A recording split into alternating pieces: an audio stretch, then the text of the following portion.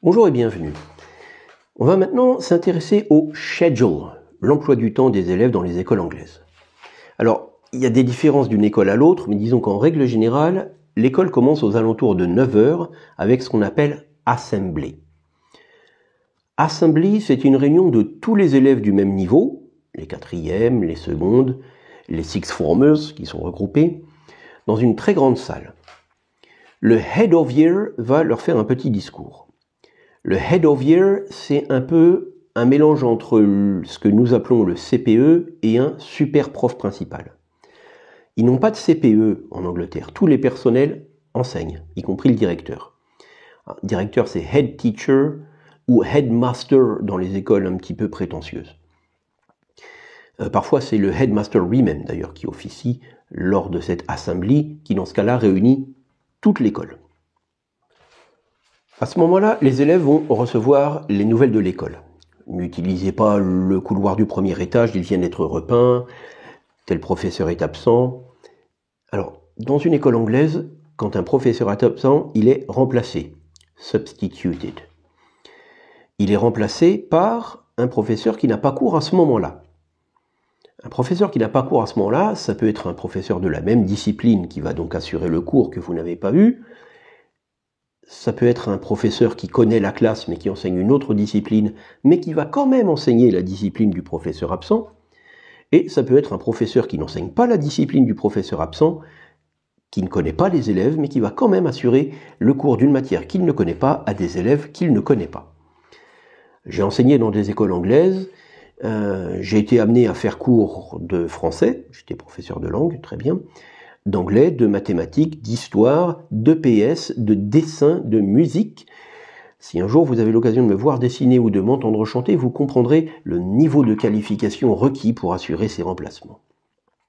Dans les bonnes écoles, alors j'appelle bonnes écoles les grammar schools et les independent schools, donc les 20% d'écoles réservées à l'élite, on termine l'assembly par une petite prière. Je vous rappelle que l'Angleterre n'est pas un pays laïque, il y a une religion d'État, donc comment mieux commencer la journée que par une petite prière commune? Et là, je fais une petite parenthèse. J'entends souvent dire aussi, chapitre laïcité, que les Anglais sont beaucoup plus tolérants que nous parce que les demoiselles ont le droit de garder leur voile à l'école, les demoiselles musulmanes. Alors certes, les demoiselles musulmanes ont le droit de garder leur voile à l'école, mais si elles sont dans une bonne école, tous les matins, à la fin de l'assembly, elles font comme tout le monde leur petite prière anglicane, avec leur voile sur la tête. Est-ce que c'est plus tolérant? Est-ce que c'est plus hypocrite? En tout cas, si elles refusent de le faire, on les invite à s'inscrire dans la Comprehensive School la plus proche, où on ne les embêtera pas avec ça. Après l'assembly, les élèves vont chacun dans une salle de classe différente, où un professeur qu'on appelle form tutor va faire l'appel, roll call. On fait l'appel aux alentours de 9h30 et on ne le fait plus dans la journée. Pour une raison bien simple, les portes sont fermées. Donc si vous êtes dans l'école à 9h30, vous êtes dans l'école pour la journée. Comme en plus ils n'ont pas de trou dans leur emploi du temps, puisque dès qu'un professeur est absent, il est remplacé, le problème ne se pose plus. Alors souvent, nous Français, on se dit, si on ne fait plus l'appel après 9h30, on peut peut-être se faire la grille. Sauf qu'en Angleterre, quand vous êtes arrivé à l'école, vous étiez en uniforme. Et pas la peine de compter vous changer avec une tenue de rechange que vous auriez dans votre cartable, ils n'ont pas de cartable. Là encore, ce mot est très difficile à traduire. Les cahiers, les livres, tout cela reste, les crayons, tout cela reste à l'école. Ils ont des casiers, les professeurs redistribuent les manuels tous les matins. Donc les élèves sont en uniforme. Or, si un Anglais vous voit dans la rue en uniforme scolaire à une heure où vous devriez être en cours, ils n'ont pas le même sens civique que nous, donc ils appellent la police, et la police vous ramène à l'école. Je l'ai vu faire à plusieurs reprises. La personne chargée de faire l'appel, qu'on appelle donc form tutor, n'est pas tout à fait ce que nous appelons le professeur principal. Pour avoir un professeur principal, il faudrait avoir des classes. Or, en Angleterre, on fonctionne en groupe de compétences. Si vous êtes bon en histoire mais pas en maths, vous n'aurez pas forcément les mêmes camarades de classe d'une heure à l'autre. Et puis si vous baissez ou si vous progressez dans une matière, vous changerez de groupe, vous n'aurez donc pas forcément le même professeur toute l'année. Alors évidemment, ça veut dire que parfois les professeurs ne connaissent pas bien les élèves qu'ils ont en face d'eux, mais comme de toute façon il n'y a pas de conseil de classe, ça n'est pas très grave. Viennent ensuite les heures de cours, periods. Nos heures de cours durent 55 minutes, leurs periods durent 40 minutes, avec a break, une récréation, au milieu. Puis vient le moment d'aller manger, lunch. Les écoles anglaises n'ont pas de cantine, au sens où nous l'entendons. Les internes ont bien un dinner hall, où des repas leur sont servis le soir, mais le midi, cette grande salle s'appelle refectory. Les élèves peuvent venir y manger, mais l'école ne fournit pas les repas. Chacun doit apporter son petit pack lunch, son petit pique-nique si vous voulez. Il y a certaines écoles où ils ont maintenant des cafeterias, comme les écoles américaines. Ce sont en fait des entreprises privées extérieures qui viennent vendre de la nourriture dans l'école, mais c'est rarement de la nourriture très saine et très équilibrée. C'est beaucoup à base de pizza et de burgers. Viennent enfin les 2 dernières periods, les 2 dernières heures de cours, et l'école se termine aux alentours de 14h30. School breaks. Ça ne veut pas dire qu'elle se casse en morceaux, ça veut juste dire que les cours se terminent. Ça fait des journées plus courtes que les nôtres, assez nettement. Mais ils ont moins de vacances que nous, assez nettement. Au total, on fait à peu près le même nombre d'heures de cours. Elles sont juste pas réparties de la même façon. Mais l'école ne se termine pas avec la fin des cours. Il reste les activities. Alors, que sont ces activities?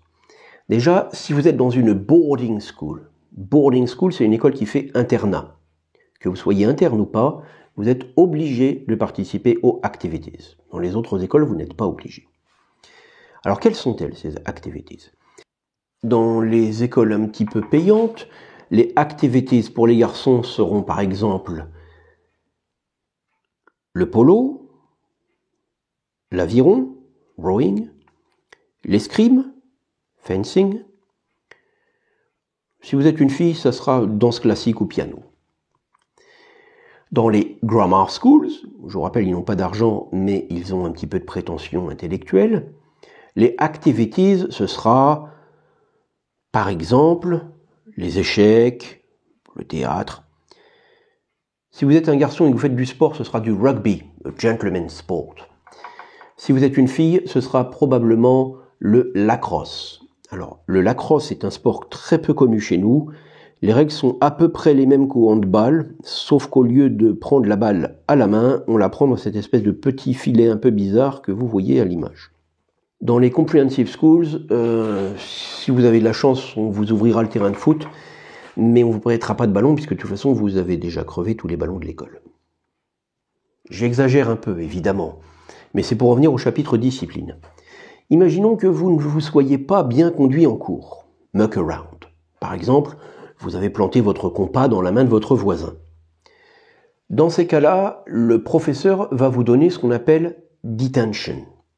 Quand un professeur donne detention à un élève, ça veut dire qu'à la fin de la journée, l'élève doit revenir voir le professeur qui lui a donné cette sanction pour 1/4 d'heure de travail supplémentaire. 1/4 d'heure, c'est difficile à comprendre pour nous. Mais en fait, la sanction, ce n'est pas le travail supplémentaire que l'élève va devoir faire.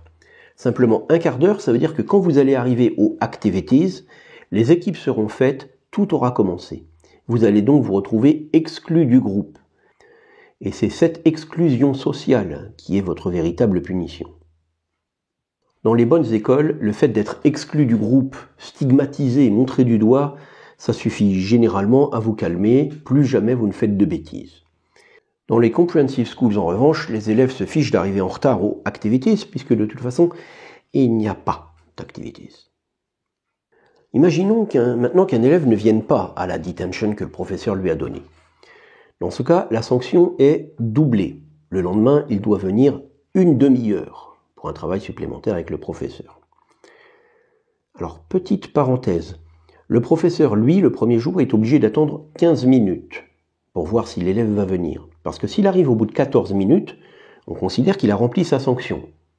Bon, s'il arrive au bout de 14 minutes, il doit rester 15 minutes quand même, ce qui veut dire que le professeur, lui, sera resté 29 minutes.